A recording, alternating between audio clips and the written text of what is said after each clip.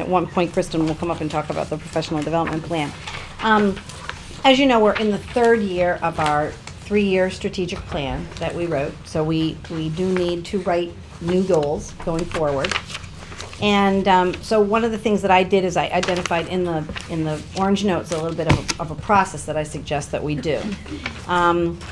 And actually, I've been working with a group of various superintendents in a book study group, and we've been reading this book called Strategies That Work. It's a book that really talks about a lot of school improvement kind of efforts and district and strategic planning. And so I've been reading that book and thinking about this as I was designing this process. So in order to identify the goals for the next 3 years, that I think the first thing we need to do, because of course we're going to give you on the 26th, I believe, a complete summary of the goals we had and the actual actions that we took and the actual success that we've had. And there might be some areas that we still need to carry into the next 3-year plan, and that's fine. So the first thing we would do is we would work with as an administrative team to identify the goals, both based on what we've already accomplished, and then looking at next steps, and then there probably will emerge other goals and actions that we will need to do that aren't currently something we've been working on. I'm going to propose that we stay with our 8 focus areas again, and that we identify goals within those areas. And then I do think it is important that there be participation in the process from both faculty and staff, as well as the public. Not sure it's as efficient as efficient as it may be when we just convene sort of a large committee and then try to write the goals as a committee, because what inevitably happens is there are people who aren't as involved in the system and really don't know what's already been done. So I think if we identify the goals that we know we have to work on, either by mandate or based on what we've said we're working on as a district, and then we find ways to maybe conduct focus groups or do some surveys that talk about district satisfaction, so we can then incorporate that into the plan, after we've identified sort of the shell of the plan. And then we can put it out for public comment, and people can take a look at it and give us some feedback, and then we'll put together the draft put together the draft, do it for public comment, and then we'll bring it to the school committee. Hopefully, October, November next year. I was identifying that we'd work with the administrators. We'd have that done by early September, beginning of September. Then we'd solicit feedback from the community in September and October, and then in late October we'd have our draft. We could put out for public comment, and then we're still going to start the year with a set of goals, but we're talking 3 years out now. So a lot of things, we can gather information in the fall and try to put that plan together, and then just keep moving forward for the next 3 years and report on it, as we've been doing, and that way we can report to the community. And I think we've accomplished a lot in the first set of 3 years. I think you'll be impressed when you see what red, yellow, and green. Get a chance to review. Excuse me. Red, yellow, and green. Yeah, the red, yellow, and green. Just for Barbie and Rob is, if it's something that we've accomplished, an action step or goal we've accomplished, it's coded as green. If it's something we're continuing to work on, we're progressing, it's yellow. And if it's something we haven't started yet, or really not much has been done with it, it's red. And obviously, as we report regularly, obviously those things that are red need to turn to yellow or green, and and that's one of the things that we have been doing right along. And we do post those on the website for anybody who's wants to look at what our strategic plan is and what our updates that we've done have been. So that's what I'm proposing as a process. Are there any questions about that, or ideas that maybe I haven't thought of? The only question I have is, are you comfortable with the schedule that you gave yourself? It's a little ambitious, but I think that for the administrative team and I think it's not going to be that difficult to identify those manageable and measurable objectives. I think that the thing that's probably take a little bit longer is getting some input from various groups. That takes a little longer, but we'll be designing how we want to get that done at the time as we're building the draft plan. So if we can't get it done in this timeline, I'll definitely be back to say, we need a little bit more time.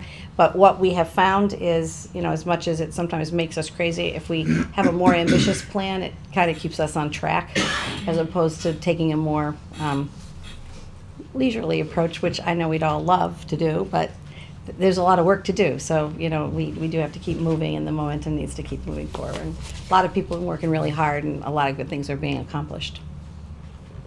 So that's, if you have no questions about that. Kristen, do you want to come up? Because we'll talk about the professional development plan. Again, each year we work on the professional development plan. It is a, you know, it is a culmination of a lot of discussion. It links directly to the strategic plan. So when you have a chance to look at that, if you look at the focus area 2, actually focus area 1, focus area 2 are largely where the majority of the professional development is. But it's all tied in and linked to our performance data. So I'll let Kristen talk about what's in the document, and if you have any questions. So this is very similar to what you've seen in the past, but there are some new features that I wanted to highlight. We have a new focus, and that is an attempt to be thoughtful and purposeful in our training and create modules of train the trainer. So instead of sending 15 people off-site to a training, we are looking for train the trainer, and we send one person, and that gives them the skills and ability and certification to come back and do the training in-house. And that means that they're available year after year to provide this training. So you will see a increase in that model within the context of our goals this year. Examples are DIBELS Next, which is a literacy assessment, our bully proofing. We're going to do a train the trainer model. Curriculum mapping, which is a huge initiative that the state is asking. We're going to do a train the trainer model. And we started this model this past year, and we're already starting to see some fruits of our labor. For example, we sent Dave Dempsey to a CPI, which is a restraint training module, to become certified, because every year we have to certify staff, a number of staff, all staff in a 1 hour, and then about 30 staff in a 2-day program, a certification and recertification program, and it just costs hundreds and thousands of dollars to do. By sending him off-site, we now do that training at cost of the materials, and they're just as certified and qualified as if we were sending them to a collaborative to do this. So we're really excited because, again, it's easier, it's in-house, there's not travel expenses or needs to find that for our staff, and we're embedding our staff with those tools. So that's one focus that I'm excited about. The other is the special ed focus. You will notice that we have a past couple years we've been talking about an achievement gap between our special education population and our regular education population, and we've decided to put our money where our mouth is and really dedicate some energy to that. So the budget has expanded, but it hasn't expanded from the professional development. It's been in collaboration with Dave Dempsey and through grants in our special education existing budget. We haven't increased any lines, but I'm very excited to just share with you some and showcase some of the professional development. We will be doing language-based classrooms, elementary, middle, and high school training, Linda Mood Bell training, Melmark training, oral communication students with language-based learning disabilities, pragmatic language disorder instruction, social communication skills. We will be doing 2 sets of study skills, elementary and middle level training, and executive functioning skills training. So that's just a sample from one summary that I wanted to share and showcase that it's been a nice collaborative effort between the special education office and the curriculum office, and I think we're really going to be providing comprehensive professional development to that staff. And again, it doesn't take away from any professional development to our regular education staff. It's just perhaps filling a gap that we've had. So that's a second feature.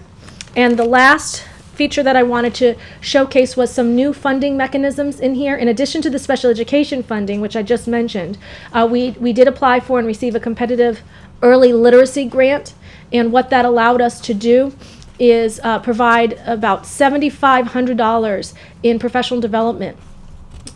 We've sent Mrs. Marr, our Pearly principal, to a class observation training, which killed 2 birds with 1 stone.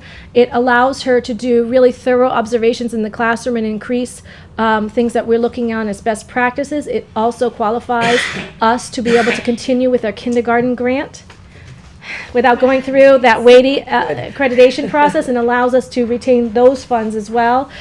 It's what paid for the DIBELS Next Train the Trainer, and it's what's paying for a large part of our balanced literacy elementary training. So that's one funding mechanism that's new. The other is this idea of taking our Train the Trainer staff and opening up sessions and seats at cost to area districts. So we are offering 2 summer CPI training sessions, restraint training sessions that Dave Dempsey will be teaching, and we're offering it at a discounted price to area districts, but we're also offering it to our staff. So open seats, we don't pay for anything, and we're getting revenue and money from offering that. And even though we're offering it at a discount from the collaboratives, we're still making money. Every dollar is profit, because they also are paying for their own materials and supplies, and we're only ordering who registers. So there's no risk to that. And the third is our academic support grant, which is an MCAS boosting kind of grant from the state. I'm able to rewrite that and allow for $1,000 content professional development for our secondary staff, which is a new feature to be able to manipulate that grant a little bit. So that's just a bit of a summary of some of the new features. This will be posted online once you've kind of given us your nod. This plan has a lot more and costs a lot for a lot less than we've been putting out in terms of the quantity that we've allowed, and we have not increased any items and lines in our professional development budget. So I'm so excited to say that. It's great. It's fantastic. So I think page 5 is interesting because it's really, really important for all of us to see that we're getting a lot of value, but we're utilizing, it's like putting a big puzzle together, right? First you identify what you need, then you have to figure out, well, what are some available ways that you can fund it? So we do fund a number of these things, as Kristen said, out of our budget, but we fund probably almost half of this is funded through other sources. If you add in the special education funding sources, it's more than that. What I did was just relative to my office's budget items, put those in there. But there are many other things that we're either getting for free that are state sponsored, that we're utilizing our in-house staff to provide. Right, and we talk about being a business and being efficient and being effective. Any good business has a training budget, and that's one of the things that we have protected. Even though we've had budget cuts and budget reductions, we've always protected the funding for professional development because it is critical, and that's why we take the time we take to really explain what we're doing and why we're doing it, because it has to have a direct benefit to classroom practice. Yes, Ann? I have a question. Yes. The iPad training. Yes. Why? This is excellent. This is a grant-funded training opportunity for our administrators, and what it's going to do is the training itself also puts the iPads through the grant in the hands of the administrators, and it's going to increase their ability to use it in their observations and evaluations. So the training itself is geared towards evaluatory practices using the technology. So it supports the interests of our technology plan and allows them to become much more proficient and efficient evaluators, and it provides us opportunity to get technology through a professional development grant into our district. Great. It also ties in with the technology plan. Right. The not necessarily specifically iPad, but tablet technology is one of the things with the technology plan, presumed we would move towards. So this is a great opportunity.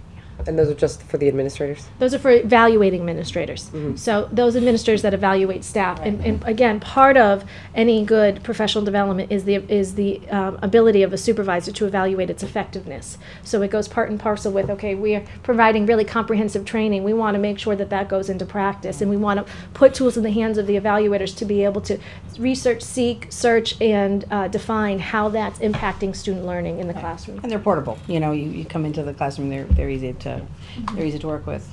Thank you. I also had a question.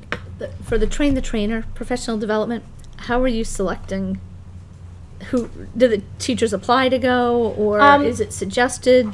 It depends on the training. So if we can send an administrator, we try, because that allows for no need for coverage, sub-coverage, or having them out of the classroom. But we look for specialty areas. So under the Dibbles Next training, we sent one of our literacy tutors because she has a background in literacy and uses the Dibbles. So we sent Cheryl Reeves. We offered it to a few of the tutors, but said who's available to do it. So it's really area of specialty. Okay. that we select and look for this aspect. Although we do offer through conferences opportunities for people to become liaisons. For example, Jill Preventure, we sent to a responsive classroom week-long institute, and we had sent that through in the past our Safe and Drug-Free Schools, and probably this year through our conferences. And that allows her to be an in-district liaison, and she approached us with that desire when our existing